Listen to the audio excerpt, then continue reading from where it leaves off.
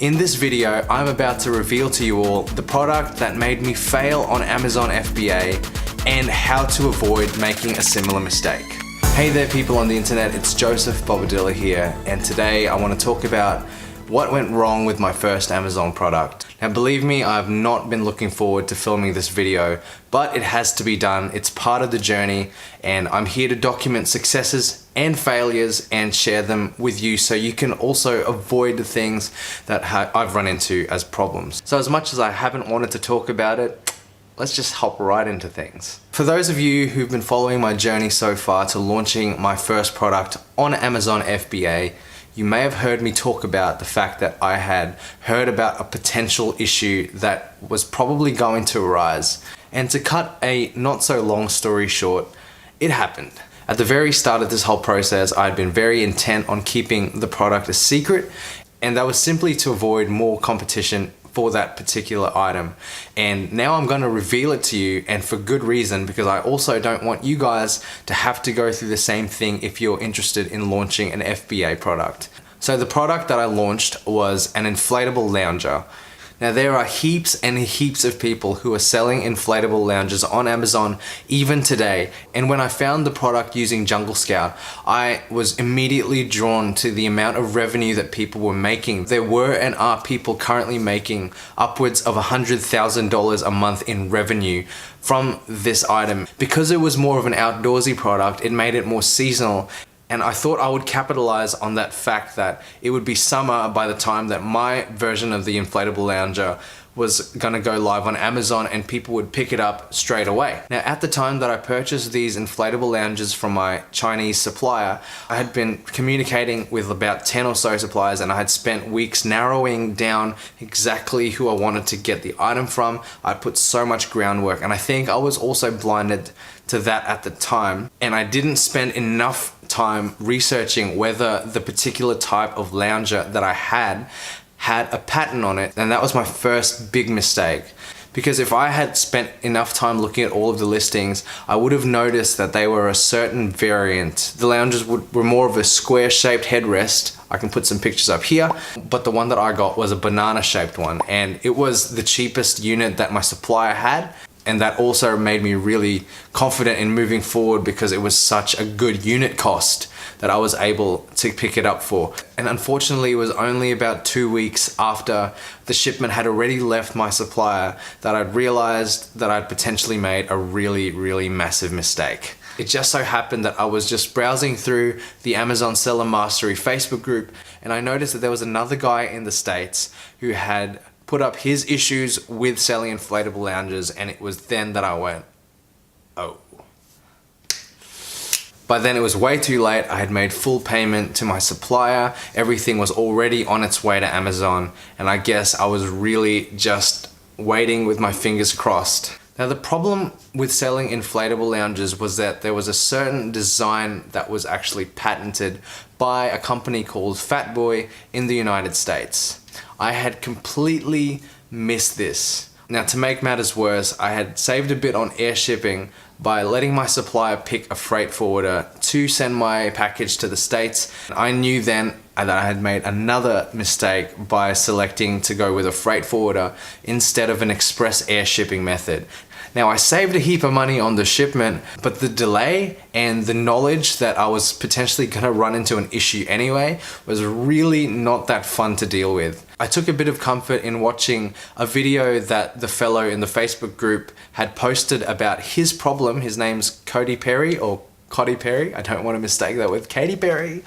But yeah, no, he's a good bloke. I've actually chatted with him on Facebook since, and he's really given me a bit of a hand, some advice and tips as to what to do. More on that later. And he noted that only one of his variations of inflatable lounger had been taken down, and Amazon had left the other one up and running without taking it down. So I took a bit of comfort in that, and I thought that, okay, if I just somehow fly under the radar once my shipment arrived, I would avoid being able to run into these patent issues. Now, I was so intent on this whole flying under the radar idea And I really thought I would be able to at least sell enough of my units to justify what was happening. Eventually, after the extra 1 month lead time that didn't even need to happen and my shipment arrived at Amazon, the fun began. As you saw in my last video about my product, I had sold 2 units the very first day that I ran PPC for it, which was amazing. And I was like, okay, cool. If I can just maintain a relatively low sales volume, maybe I can definitely not be found out. That's not how it works. I consistently sold an average of 2 units, 1 to 2 units every day for a week. And it was really good. I was excited. With no reviews, I was able to get $300 in revenue the first week, which equated to just above 120 Australian dollars, so $100 US in profit for the first week. And I was like, okay, this is going well. Maybe if I scale it a little bit further, I'll still be able to make sales and hopefully no one will pick up on it. And then one morning I woke up and I checked my phone and most of my sales came in the night. Well, for me in the night when I was sleeping, and I'd wake up to, 1 or 2 sales for the day and get really excited. And that happened for a week. And then one morning I woke up and I checked and I'm like, okay, 0 sales. I wonder why. I'm gonna go check my PPC and see how many impressions and clicks I was getting.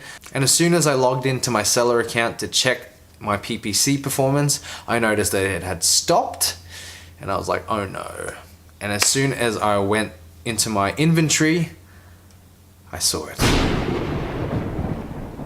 My heart sank. I saw that it said inactive, blocked, and there's a big red sign or symbol that told me that I wouldn't be able to relist that item. And I knew instantly what had happened, and I contacted Amazon straight away and got the response that there was a report of patent infringement directly from Fatboy.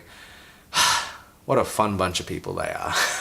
So through this, I've learned that there is no way that you can fly under the radar with Amazon. Someone will pick up on your product if they are a company that's big enough to and is really interested in protecting their products from being sold by other people. And in this case, Fatboy seems to be on the case. I've seen them knock out a lot of people's listings since, and yep, I'm one of them. It was looking really promising from the first week of sales. I was very, very confident in my listing and in my copywriting ability. And I was very confident that I would be one of the top sellers if I was able to get enough reviews.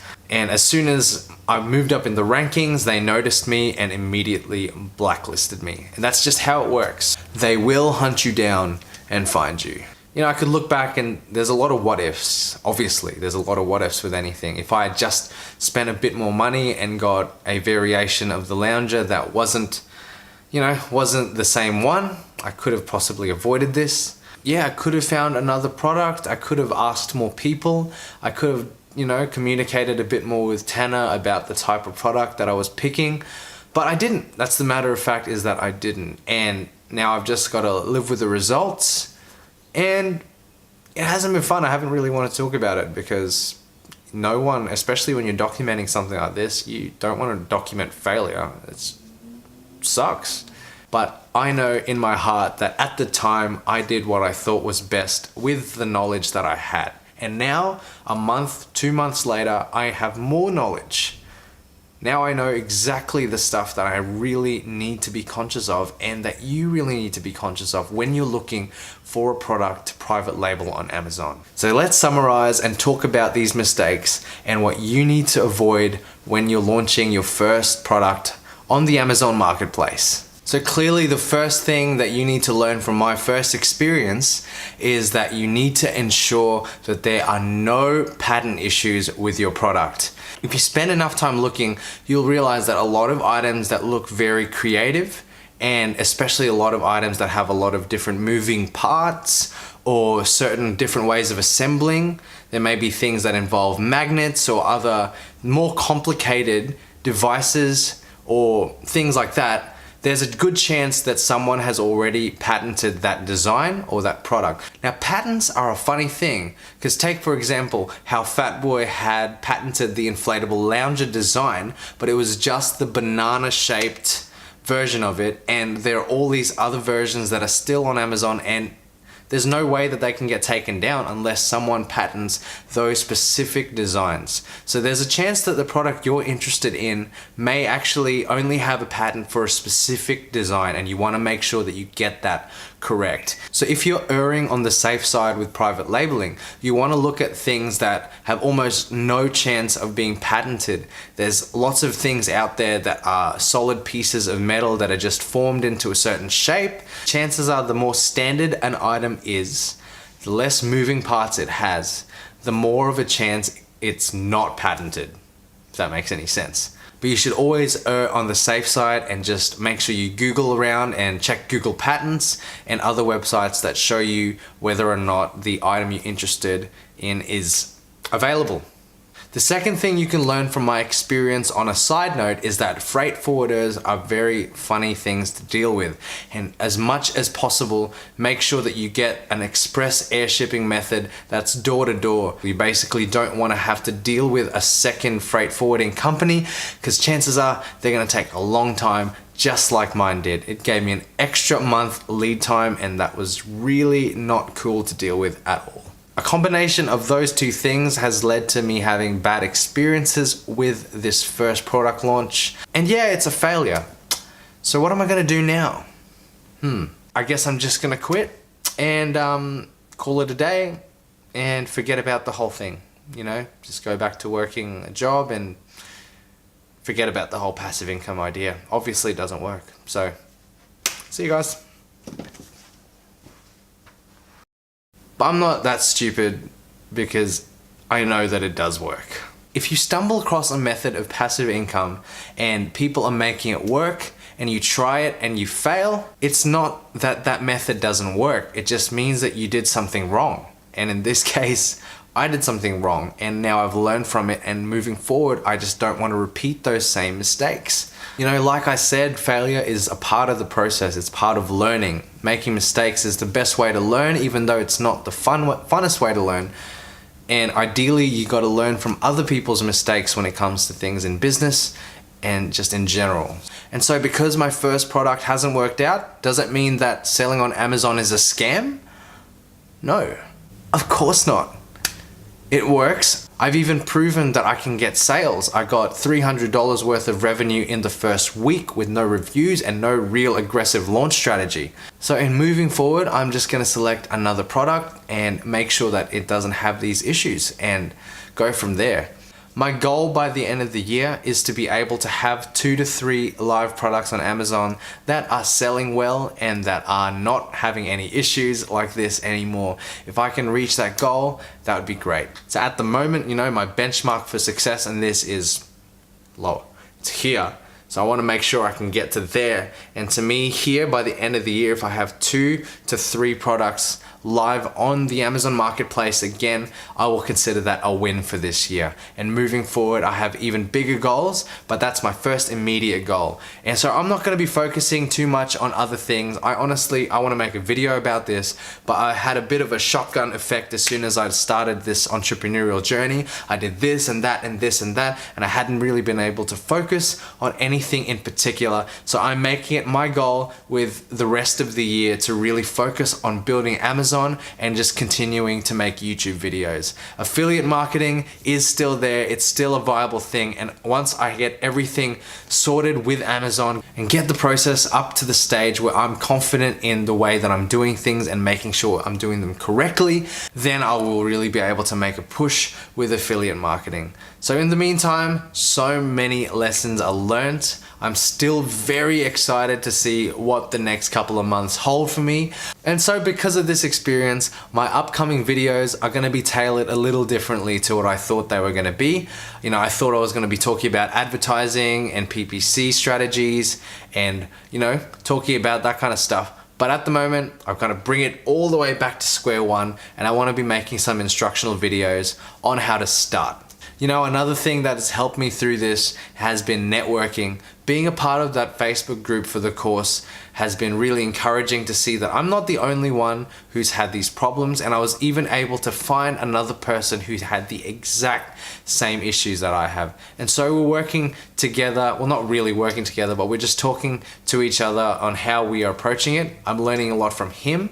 The options that I've got now are to try and ship the items to myself and resell them here. I'm not really sure that I want to do that because there's so much stock and I have nowhere to put it, and I have no idea if the shipping price is going to be too expensive to send to Australia. I could get Amazon to destroy them. I think it costs 15 cents per unit to get them destroyed. No, I think there's a better way. And there's a way that Cody, the other guy, has been using, and I'm gonna really look into doing that. It's where Amazon helps you to liquidate your product. Somehow they deal with it and they try to sell them off. I'm not really sure how it works exactly. And then I get like a fraction of what they earn. But at least it would be something back instead of just having all my stock destroyed and me having to pay them back for that. So at the moment, I'm leaning towards liquidating my products and making Amazon sell them for me, however they do it. And they'll probably just offload it for next to nothing. So I'm not expecting any more than 10% back of what I had invested into this first product, which really sucks. But once again, not making this mistake again. Guys, that's it. That's all I had to share with you today. It's been quite relieving to be able to open this up, and I hope that you all learned something from my mistake.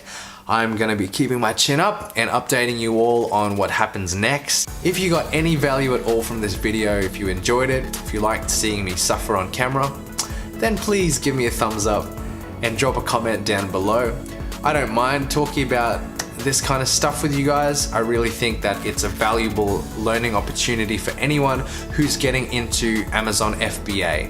And if I can be of any help to the wider community, then so be it. And I'm really looking forward now to more success going forward into the future. Please subscribe to my channel if you haven't already, and hit that bell for notifications for when I upload new videos. And as always, I hope you guys and girls have a fantastic day, and I will see you all on the next one.